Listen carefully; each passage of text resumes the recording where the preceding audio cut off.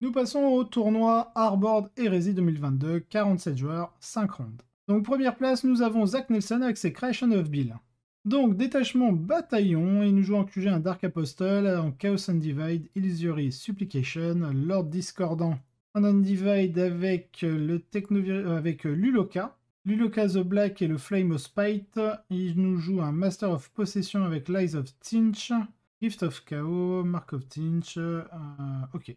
En troupe, nous avons 2 unités de Dicultiste, une unité de Légionnaire avec la marque de Slanesh. Alors, il a le Bellfire Tome pour la Prescience. En élite, nous retrouvons les 10 Terminators avec la marque de Slanesh, la Black Rune. Ils sont tous en Combi Bolter, mais 2 sont en Reaper Autocannon. Nous avons deux gantelets énergétiques, 2 points tronçonneurs sur les Reaper Autocannon, enfin un point tronçonneur sur chaque Reaper Autocannon, donc 2 au total. Et tout le reste en High Cursed Weapon. On a un maître de l'exécution en Chaos Undivide avec le Mantle of Traitor. Et ensuite, nous retrouvons 3 unités de 5 possédés.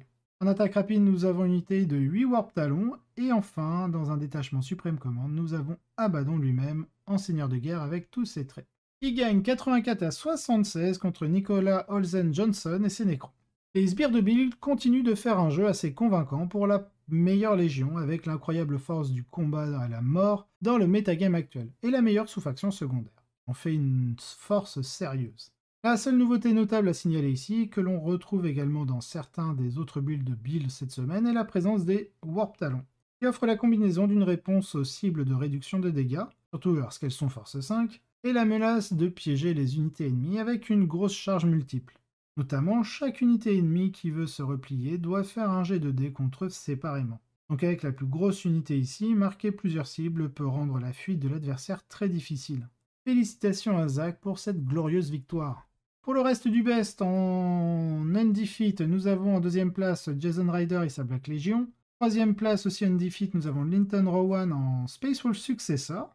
Ah oui, c'est la version Astrius et Wolfen. Un type de liste assez bizarre.